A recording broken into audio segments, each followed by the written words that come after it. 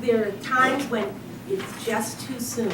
Daycare is just one little piece of the whole disease process.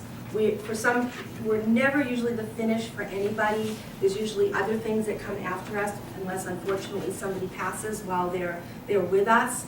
And there is that window where it's a little too soon, but that window can change in months. Now, should I try him at a different place, further away, or he? Does he remember being there? Yes, he does. He does. Yeah. And he said, I want to go sit up pens again today. Yeah. Yeah. And sometimes, I mean, it may be that it's just a little too early for him. Yeah. So you know, or, you know, even if 2 hours would work, if you could, you know, drop him for 2 hours and then go back and get him, just so, because I have a gentleman who, he's there, his wife goes to art classes, and I did not think he was going to work because he can't sit still for 2 seconds, but luckily, for whatever reason, his manners kick in when he comes in the door, and he comes in at about 8:30 in the morning and leaves at 1 o'clock in the afternoon. But 3 times during the day, and it's always when we're switching to the next activity, up he gets, he picks up his stuff, and he's ready to go. I can walk home. I know where I live, I can walk home. Yeah. And I'll say to him, oh, you know, your wife just called. She wants you to do the exercise program, because that's what's coming next. Yeah. Oh, my wife wants me to do that. Yes, she wants you to do that. Oh, okay, he puts his stuff back down. But 3 times, every single day that he's there, we have to go through this process. right, the distract and redirect. Right. And a lot of times it will work, and sometimes, and that's where it's like doing those little bits of time may help. And I mean, Yeah. we've had people, It's a lot of work to do that, because, you know, to Yeah. get him there for 2 hours and then to go pick him Well, up what I is. hate to see, it just sits home and isolates unless I physically take him out someplace. yeah, maybe you might try scheduling somewhere where you have maybe appointments nearby, or like you can run a couple of errands and just, you know, it's hard, but And the biggest problem is that we can't just have people come into the center. We have to go through that whole process of the paperwork. And Right. so sometimes it's kind of hard to do that. Now, we can all share our doctor's forms with each other, so yeah, that's not an we've done issue. that, yeah. But I know we all kind of have different looking paperwork that has to, all our paperwork has to look the same in all files, so. But, other questions? Yes. Number one way on your handout to inform or to tell your loved ones says don't use the term adult daycare, but I think that's what we're doing today. What is recommended to call it? Well, we just call it the club. A lot of our families, and that's what we tell them, if we sense that the person is a little uneasy about the word daycare, we don't use that word when they're around us. But we also have to use it so that folks know that they're coming to hear something about this topic, because you say Care Club, you say Ardent Manor, you say Millennium House, nobody has any idea what those things are. So we call it the club, and everybody who comes is just a member of our club. Yeah, we're the social club, the yellow house, the activity center. We have, again, and it's all geared towards the person. Years ago, when I was still up north, I had a gentleman, he was dapper, he wore a suit in every single day, and he'd come in. After him being there a couple of months, his family had called me just to check to see how he was doing. And he apparently was telling his family that he was going to the Bird Watchers Club every day. And I thought to myself, well, isn't that, I mean, not that we watch birds or anything like that, but that's the name that he gave it. So if it's somebody, teachers, a lot of our ex-teachers will call it school. The school, They yeah, call it I'm going to the school. You know, I get called the principal every once in a while. I mean, whatever, we just go with it. Whatever you want me to be today, I will be. We're the improv club, it's So like, again, that goes back to getting to know the person and what their history is like. And some people, this is always a big issue that I used to have when I worked in the nursing home world, when you took the list of, okay, they used to sew and they used to dance and they used to do this, and you know their business was alterations. Well, they don't want to see another alteration for the rest of their life. They retired from that. So again, understanding that even though there's something they may have done, they don't want to do it anymore. So that reminds me, one gentleman, he was like, I've got to get my wife in. She was a volunteer, she got all kinds of awards and this and that. So I said, okay, you know, got a little more information. And I said, what about if I create a flyer, volunteers needed and wanted and something? So he said, okay, that would be great. Mailed it to them. The last thing I want to do is volunteer. So then we were like, okay, plan B, plan C, and it wasn't to volunteer anymore, it was to supervise the volunteers. So we can build on that. We have people that started in a group that then become outfield.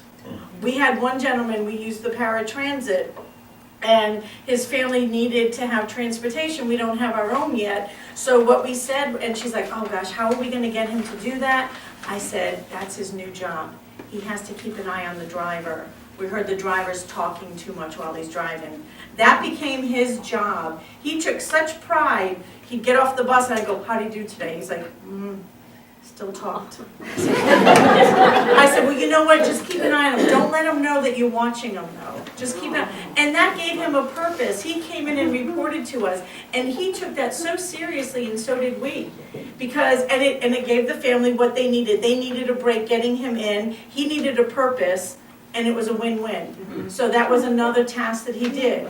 And paratransit, she just brought up paratransit. We utilize the CAT system also here in town, the paratransit part of us, the community. A lot of our families are using that. Mike, Mike's wife comes in on the bus every day. That's another tool to use. The bus shows up in front of us. Oh, honey, the bus is here. They're on the bus and gone before they start realizing, where am I going? And it's just part of their daily routine. And a lot of people have ridden buses to work before. And it's not that trauma sometimes of trying to separate at the center. Now at the Care Club, and I know Helen's facility is very similar. We greet everybody right in the beginning and kind of, oh, come on in and have coffee. And as they turn, we say to the family, go. So that when they look back, you're gone. There's no face there to say, oh. And where'd they go? Oh, they're gonna go do that laundry and cleaning. Come on, I wives need are your help. usually going to get the hair done, and the husbands are usually going to get the car fixed. Or play golf, because all those things can take lots of time. So that, the bus can be a very important part of the day program. And how long does it take to get connected with the That's bus? the only bad part. It Okay. takes 21 days to Yeah. get connected to the bus. Yeah. But, if we're early on, if we do it right away because we think there might be a need there, even if you fill out the forms and they get approved and you never use them, at least they're there. Right, and their door-to-door service, and Yes. it's like, they will wait until the person comes into the center, and they pull up right out front, so we see, the bus or the car come in, so we're usually heading to the door as they're watching the person come in, and they come in to pick up the person. So there's a definite connection, and I believe at your home, they go right to your door. Yes, So, so they're there walking is, right up to the door. So that was my question, you don't have any patients that get kind of lost when they use the All bus? I will tell you from my experience, and I've been dealing with the paratransit here in Collier County for 20 years now. Well, The bus drivers that they have right now and what the bus has grown into is fabulous. They know, the bus drivers that we have coming to Care Club know our people don't know where they live 99 point, they're telling them they live on Fifth Avenue. Well, yeah, it was Fifth Avenue in New York that they live. They know not to vary from that piece of paper that they have unless they hear it from the dispatcher or they hear it from us. And most of them, occasionally we've had that weird, where someone got up and got off the bus as someone else was getting off, but the bus drivers usually do a wonderful job of resolving those issues. And I haven't heard any of that happening in years, so. What's the cost of that? The bus is, it's a sliding, varies, yeah, yeah. it varies. It's a sliding fee. It's anywhere, I think the lowest rate right now is $3. $2 and $3, Two- yeah, went $2 up, to yeah, $3. $2 to $3 up to and they travel, and there's a window, like, they'll have a pickup time, and depending on where you live and how populated the route is, it may be, they might have a 1 hour window, or dropping off, they may, depending, but that's. Mike, what time does Norma get on the bus in the morning? Usually 6:30. 6:30, and she gets to the center about 8:15, so. But they live way out by Orange Tree? They live way out by Orange Tree, so, yes. Am I up? Yep, you're up. Within the attendee participants, the volunteers, are there instances where someone might, so to speak, spill the beans and get another thinking? Am I at an adult daycare center? is this dementia or Alzheimer related? I have the same concern when I leave Linda in the next room, that someone might say something and get her thinking or rebelling. Does this occur? You know, it's interesting, I'm gonna say I haven't really seen that very often at all. Because someone like that, if they did say something, well, you know, these people are all crazy, and we might say something like, but that's why you're here, to be friends with them, to help them, you know, they're not understanding. But it's rare, I mean, we've had conversations, I remember back years ago, we had this group of men, and they used to have, every morning when they had their coffee, they'd sit and discuss. You know, the first one would say, well, you know, I've been diagnosed with Alzheimer's disease, and all the others would say, well, I have that too. And they'd talk about it, and they'd talk about how they were gonna get their licenses back and how they were gonna do Get this. their car back, And it yeah. wasn't a negative, it was actually, they found strength from each other. And of course, none of those things were going to happen.